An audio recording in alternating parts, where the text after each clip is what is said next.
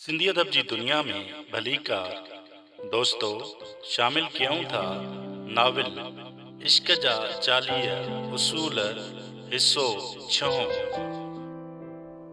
ईला north एम्पटन 22 May 2008 ईस्वी। बेहद शराब नौशी करण जे करे संदसि निड़ी सुकी ठूर थी वई हुई। ईला पंहिंजे गरम लियाफ मां निकिरण खां अॻु निड़ी साफ़ कई। रात देर ताईं जागण खां पोइ बि उहा उथी ऐं नेरन तैयार करे पंहिंजे झाड़नि ॿारनि ऐं मुड़ुस सां मानी खाइण वारी मेज़ ते अची वेठी। इहो ज़ाहिर करण लॻी त खेसि नई गाॾियुनि ऐं संदसि स्कूल जी ॻाल्हियुनि में वॾी दिलचस्पी आहे, जॾहिं त हूअ उन इंतज़ार में हुई त हू वञनि त जीअं हूअ निंड करे सघे। यकदम ओरली पंहिंजी माउ ॾांहुं मुंहुं करे पुछो, अभी चवे थो त असांजी भेण ॿीहर घर न ईंदी, छा इहो सच आहे अमां? संदसि आवाज़ में बेयकीनी हुई। बिल्कुलु इहो सच न आहे। तव्हांजी भेण ऐं मुंहिंजो झगड़ो थियो हो, इहा त तव्हांखे बि ख़बर आहे, पर असीं हिक ॿिए सां प्यार करियूं था, ईला चयो। छा इहो सच आहे त तव्हां स्कॉट खे फ़ोन करे खेसि जेनेट खे छॾण जो चयो? अवी तंज़िया पुछो, ॼण हू हुन गुफ़्तगू मां लुत्फ़ अंदोज़ थी रहियो हुजे। ईला अखियूं फोटारे मुड़ुस ॾांहुं ॾिठो, पर डेविड लापरवाहीअ मां बिरवूं मथे करे हथ जे इशारे सां इहो ॿुधायो त हिन खेनि कुझु न ॿुधायो आहे। इहो सही आहे त मूं स्कॉट सां ॻाल्हायो आहे, पर मूं खेसि इहो न चयो हो त हू तव्हांजी भेण खे छॾे। मूं खेसि सिर्फ़ु एतिरो चयो हो त शादी करण में तकड़ि न कनि। ईला थोरो तेज़ लहजे में चयो, जीअं उहा खेनि हिदायत ॾियण वक़्तु कंदी हुई। मां शादी न कंदसि, ओरली पुरयकीन लहजे में इतला ॾिनो। हा, जॾहिं को छोकिरो तोखे पंहिंजी ज़ाल करणु चाहे तॾहिं न, अवी मज़ाक कंदे चयो। पंहिंजनि झाड़नि ॿारनि जूं मज़ाकूं ॿुधण जे दौरान कंहिं अणॼातल कारण जे करे ईला जे चहिरे ते हिकु घबराहट वारी मुर्क अची वई। उन मुर्क खे हिन अंदर ई अंदरि दॿायो, पर उहा मुर्क संदसि अंदर में तॾहिं बि घुमी रही हुई। जॾहिं हूअ ॿारनि खे दरवाज़े ताईं दुआ ॾियण लाइ वई, सिर्फ़ु तॾहिं ई उन मुस्कुराहट मां जान छॾाए सघी। मेज़ ते अची अकेली वेठी ऐं दिलि खोले पाण खे ग़मगीन थियण ॾिनई। रधिणो त ईअं लॻी रहियो हो ॼण मथसि कूअनि जी फ़ौज हमिलो कयो हुजे। अधु खाधल बेदा थावनि में बचियल मानी ऐं मेरा कोप काउंटर खे वधीक ख़राब बणाए रहिया हुआ। स्प्रिट ॿाहिरि वञण लाइ बेताब हो ऐं फर्श ते बेचैनी सां घुमी रहियो हो, पर काफ़ीअ जा 2 कोप ऐं मल्टीविटामिन जो मशरूब पीअण खां पोइ बि हूअ स्प्रिट खे सिर्फ़ु चंद मिंटनि लाइ बाग़ीचे में वठी वञी सघी। बाग़ीचे मां वापसि आई त आंसरिंग मशीन जी ॻाढ़ी बती ॿरंदे ॾिठाई। बटन दॿायो जॾहिं कमिरो जेनेट जी आवाज़ सां भरिजी वियो त ईला में ख़ुशीअ जी लहर डोड़जी वई। अम्मा, छा तव्हां उते मौजूदु आहियो? शायदि न, उहा खिली। ठीकु आहे, मां तव्हां खां ॾाढी नाराज़ हुयसि। तव्हांजो मुंहुं ॿीहर न पए ॾिसणु चाहियुमि, पर हाणे मां थधी आहियां। मुंहिंजो मतिलबु आहे, जेको तव्हां कयो उहो सफ़ा ग़लति आहे। तव्हांखे स्कॉट खे फ़ोन न करणु घुरिजे हा। मां सम्झी सघां थी तव्हां ईअं छो कयो, पर ममा ॿुधो, तव्हांखे हर वक़्तु मुंहिंजी हिफ़ाज़त करण जी ज़रूरत नाहे। मां नंढड़ी ॿारड़ी न आहियां रही जंहिंखे वधीक इनक्यूबेटर में रखण जी ज़रूरत हुजे। हद खां वधीक हिफ़ाज़त करणु बंदि कयो। मूंखे इहा थियण ॾियो जेका मां आहियां, ठीकु आहे? ईला जी अखियुनि में लुड़क भरिजी आया। संदसि अखियुनि अॻियां नई ॼावल जेनेट अची वई। संदसि चमड़ी ॻाढ़ी हुई, आङिरियूं गुंजल ऐं शफ़ाफ़ हुयसि। उहा सही तरह साह बि न पई खणी सघी। खेसि मशीन लॻाई वई हुई। उहा दुनिया में अचण लाइ अञा तयारु न हुई। केतिरियूं ई रातियूं ईला निंड न कई हुई। हर राति उथी उथी ॾिसंदी हुई त संदसि धीअ साहु खणे पई या न, या वरी जीअरी रही सघंदी अलाए न। अमां, हिकु ॿी ॻाल्हि, जेनेट कुझु सोचींदे वधीक ॻाल्हायो, मां तव्हां सां ॾाढी मोहबत करियां थी। इहो ॿुधण खां पोइ ईला वॾो साहु खयो। संदसि ख़्यालु अज़ीज़ जी ईमेल न हलियो वियो। मुरादूं पुॼाइण वारे वण संदसि मुराद पुॼाई हुई। फ़ोन करे जेनेट पंहिंजो किरदारु निभायो हो। हाणे इहा ईला जी ज़िमेदारी हुई त वधीक ॻाल्हि ठाहे। जेनेट जी फ़ोन ते कॉल कई त खेसि ख़बर पई त उहा लाइब्रेरी वञी रही हुई। मूंखे तुंहिंजो पैगाम मिलियो मिठड़ी। ॿुध, मूंखे माफ़ कजांइ, मां तोखां माफ़ी वठणु चाहियां थी। ख़ैर आहे अम्मा। थोरे वक़्फ़े खां पोइ जेनेट चयो, ॼण हूअ माउ हुजे ऐं ईला बाग़ी थी हुजेसि। थी मिठड़ी, ईला चयो। हाणे जेनेट राज़दारी वारे अंदाज़ में बुणबुण कई, ॼण हूअ कुझु पुछंदे डिॼी रही हुजे। अम्मा, जेको उन ॾींहुं तव्हां चयो उन मूंखे परेशान करे छॾियो। मतिलबु छा इहो सच आहे? छा अमीं वाक़ई नाख़ुशि आहियो? न, बिल्कुलु बि न, ईला तकिड़ो जवाबु ॾिनो। मूं टिनि ख़ूबसूरत ॿारनि जी परवरिश कई आहे। मां नाख़ुशि कीअं थी सघां थी? पर जेनेट मुतमइन न थी। मुंहिंजो मतिलबु आहे, डैडी सां ख़ुशि न आहियो। ईला खे सवाइ सच जे ॿियो कुझु सम्झ में न आयो त कहिड़ो जवाबु ॾे। तुंहिंजो पीउ ऐं मां काफ़ी अरसे खां अज़दवाजी बंधन में ॿधल आहियूं। एतिरे अरसे खां पोइ मोहबत क़ाइमु रखणु मुश्किल आहे। मां सम्झां थी, जेनेट चयो, ऐं ईला खे लॻो त हिन शायदि सही न कयो। फ़ोन रखण खां पोइ उहा मोहबत ते गौर वीचार करणु लॻी। उहा पंहिंजी वॉकिंग चेयर ते ॿीणी थी वेठी ऐं पंहिंजो पाण ते अफ़सोस थियणु लॻुसि त उहा केतिरी न ॾुखियल ऐं सख़्तु मज़ाज हुई। सोचणु लॻी त छा खेसि ॿीहर मोहबत मिली सघंदी। मोहबत उन्हनि लाइ हूंदी आहे जेकी हिन गोल घुमंदड़ दुनिया में शेरो शाइरी ऐं कुझु थियण लाइ वाझाईंदा आहिनि। पर उन्हनि जो छा जिन घणो अॻु ई वाझाइणु बंदि करे छॾियो हुजे। ॾींहुं ख़तमु थियण खां पहिरीं हिन अज़ीज़ खे ॿीहर लिखियो, प्यारा अज़ीज़, तव्हांजी महर ऐं गरम जोशी सां जवाबु ॾियण लाइ महिरबानी। जंहिं ख़ानदानी मसइलनि में मुंहिंजी मदद कई, मुंहिंजी धीअ ऐं मूं पंहिंजा इख़्तिलाफ़ ख़तमु करे छॾिया, जीअं तव्हां चयो हो। तव्हांजी हिकु ॻाल्हि दुरुस्त हुई। मां मुसलसिल ॿिनि उबतियुनि शयुनि जे विच पसो पेश आहियां, ज़ारहाणी ऐं हिक तरफ़ी। या त मां पंहिंजे प्यारनि जे विच में घणी मुदाख़लत कंदी आहियां, या वरी संदन रवैयनि ते बेवस बणिजी वेंदी आहियां। जेतिरे क़दुरु दरगुज़र जी ॻाल्हि आहे, पुरअमन तरीक़े सां हथियार फिटा करण जो तजुर्बो मूंखे कॾहिं न थियो हो।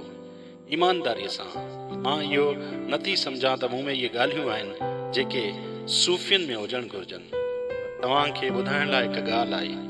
केॾी न अजीब ॻाल्हि आहे त जेनेट ऐं मुंहिंजो रिश्तो जीअं मां चाहींदी हुयसि तीअं तॾहिं थियो जॾहिं मूं चाहिण ऐं मुदाख़लत करणु बंदि कई। मां तव्हांजी बेहद शुक्रगुज़ार आहियां। मां बि तव्हां लाइ दुआ करियां हा, पर ख़ुदा जे दर ते दस्तक ॾियण खे घणो वक़्तु गुज़री चुको आहे। मूंखे पक न आहे त हाणे हू उते रहंदो बि आहे या न। ओह, किथे मां तव्हांजी कहाणी वारी सिराए राखू वारियूं ॻाल्हियूं त न पई करियां। फ़िक्र न करियो, मां उन जहिड़ी बेरुखी ऐं सख़्तु न आहियां, अञा ताईं त न। नॉर्थ एम्पटन में तव्हांजी दोस्त ईला। हिकु ख़त बगदाद खां केसरा ॾांहुं 29 सेप्टेम्बर सन 1243 ईस्वी। बिस्मिल्लाहिर्रहमानिर्रहीम। भाउ सैयद बुरानुद्दीन, चाल तव्हां ते ख़ुदा जी रहमत ऐं सलामती सदा निशावर थींदी रहे।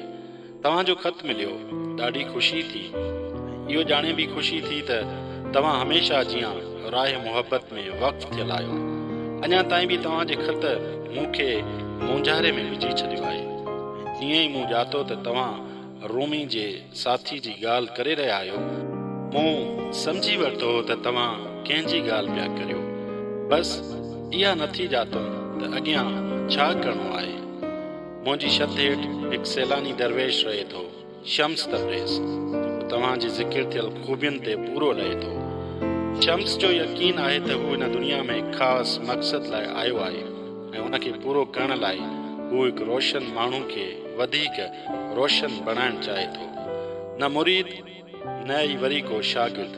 उन ख़ुदा खां हिकु साथी जो सवाल कयो आहे। उन हिकु दफ़ो मूंखे चयो हो त हू कंहिं आम माण्हूअ लाइ न आहे आयो, हू उन्हनि लाइ आयो आहे जेके दुनिया जी रहनुमाई हक़ ॾांहुं कनि था। जॾहिं तव्हांजो ख़त मिलियो, मां सम्झी वियुसि त शम्स खे रूमीअ सां मिलण लाइ हिते मोकिलियो वियो आहे। पोइ बि पंहिंजे सभिनी दरवेशनि खे हिकु जेतिरो मौक़ो ॾियण लाइ मूं सभिनी खे गॾु ॻोठायो, पर खेनि उन आलिम जो तफ़सील न ॿुधायुमि जंहिंजी दिलि मोहबत लाइ खोली वई आहे। जेतोणीकि कुझु उमीदवार हुआ, सिर्फ़ शम्स जी ख़तरनि जो ॿुधी पोइ ते न हटियो, बाक़ी सभु हटी विया। इहो सभु सियारे में थियो हो, बहार में बि थियो ऐं वरी खिज़ा में बि। तव्हांखे ज़रूरु हैरत थींदी हूंदी त मूं एतिरो वक़्तु इंतज़ारु छो कयो। मूं उन मामले ते घणो सोचियो ऐं साफ़ ॿुधायां त मां शम्स जो आदी थी पियो आहियां। मूंखे इहा ॻाल्हि तकलीफ़ पहुचाए रही आहे त मां खेसि हिकु ख़तरनाक सफ़र ते पियो मोकिलियां। शम्स हिकु ॾुखियो माण्हू आहे, जॾहिं त हुन हिकु खाना बदोश ज़िंदगी गुज़ारी आहे। हू उन मामले खे तमामु सुहिणे नमूने निभाईंदो, पर जेकॾहिं हू शहर में तरसंदो ऐं उतां जे माण्हुनि सां मिलंदो जुलंदो त मूंखे डपु आहे त हू कंहिं न कंहिं खे कावड़ाए विझंदो। उन करे मां उन सफ़र खे जेतिरो मुलतवी करे सघियुसि ओतिरो कयुमि। शम्स जे वञण खां हिकु ॾींहुं पहिरीं असां गॾिजी तूतनि जे वणनि जे चौधारी उते चहलकदमी कई, जिते मां पट कीअं पालींदो आहियां।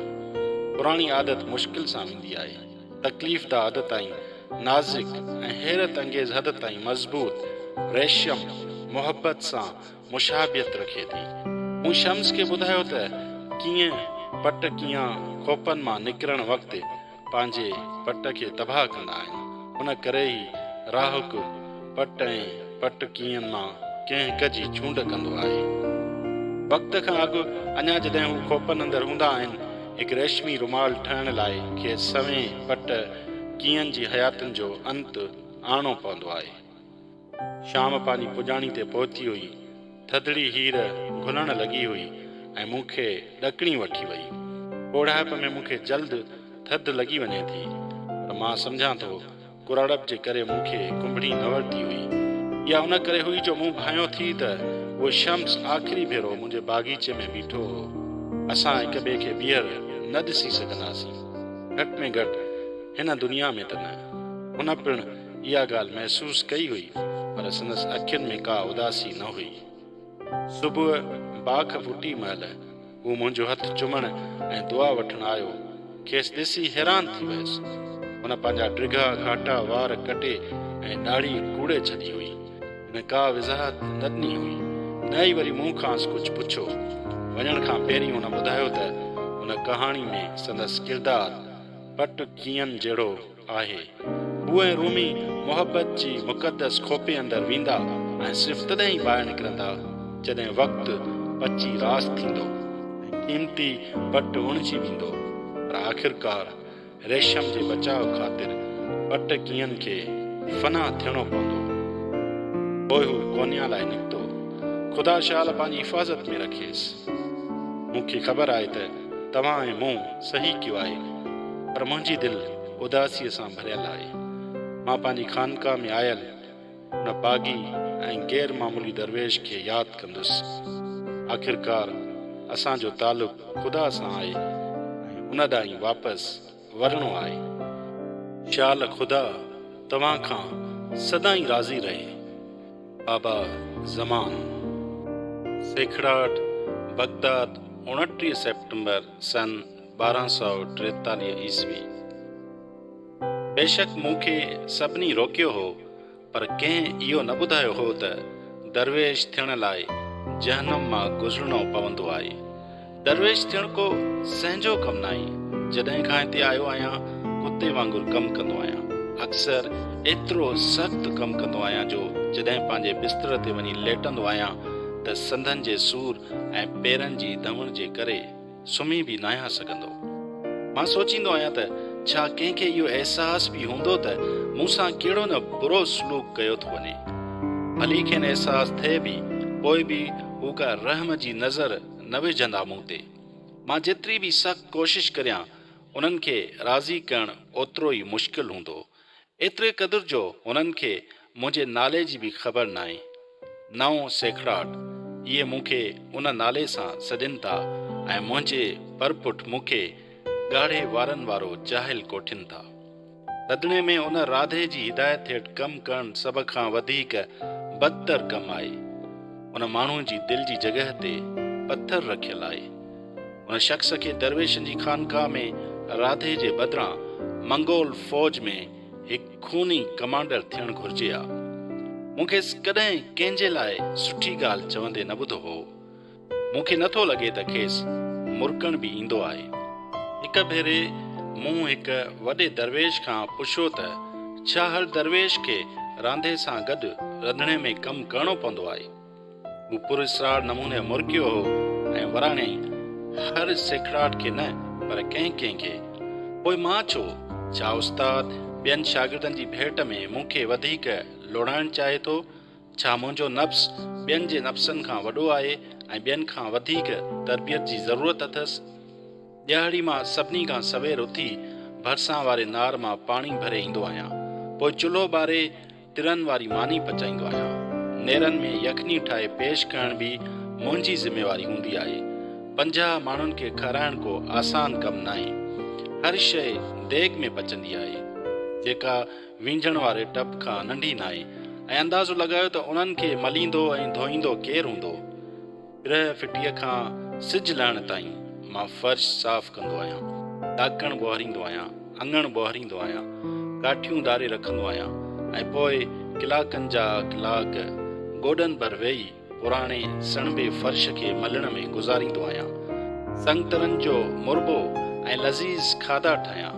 गजरनि जो संधाण ठाहे जाचींदो आहियां त लूणु सही आहे या न। जेकॾहिं थोरी बि घटि वधाई थी वञे त रांदो सभु बरनियूं भञी छॾींदो आहे ऐं पोइ हर शइ नई ठहिणी पवंदी आहे।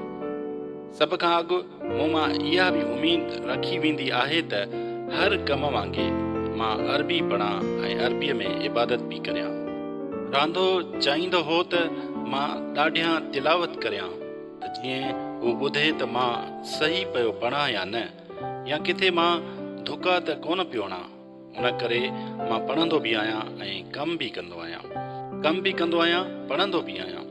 रंधिणे जी मुश्किलातुनि खे तूं जेतिरो सुठे नमूने बर्दाश्त कंदे ओतिरो जल्द बालिग थींदे पुट। रांदे मूंखे तकलीफ़ ॾींदड़ नसीहत कई। जीअं तूं रद पचाव सिखंदे तुंहिंजो रूह बि आहिस्ते आहिस्ते पचंदो रहंदो। पर ही इम्तिहान केसीं ताईं हलंदो? मूं हिक भेरे खां पुछियो। 1001 ॾींहुं, हिन जवाबु ॾिनो। जेकॾहिं शहरज़ाद हिकु कहाणीकारा एतिरे अरसे लाइ हर राति हिकु नई कहाणी सां गॾु ज़ाहिर थी सघे थी त तूं पिणु बर्दाश्त करे सघें थो। इहा चरियाप आहे। छा मां थोरो बि उन शहरज़ाद जहिड़ो लॻां थो? ॿियो त उहा कंदी छा हुई? बखमली विहाणनि ते वेही वक़्तु विञाए रुगो ख़्याली कहाणियूं ठाहे ज़ालिम बादशाह खे मिठा अंगूर ऐं पंहिंजा ख़्याली पुलाव खाराईंदी हुई। मूंखे त हुन में का मोहबत नथी ॾिसण में अचे। जेकॾहिं खेसि मुंहिंजे कम जो अधु हिसो करण जो बि चयो वञे हा त उहा ज़िंदा न रही सघी आहे। मूंखे ख़बर नाहे त कोई ॻणे थो, पर यकीननि मां ॻणियां पियो ऐं मूंखे बाक़ी 624 ॾींहं ईअं गुज़ारणा आहिनि। पहिरियां 40 ॾींहं मूं हिकु हेठां ऐं सोढ़े तहखाने में गुज़ारिया। एतिरो नंढड़ो जो न सुम्ही सघां न उथी बीह सघां। हर वक़्तु मूंखे गोॾनि भर विहणो हूंदो हो।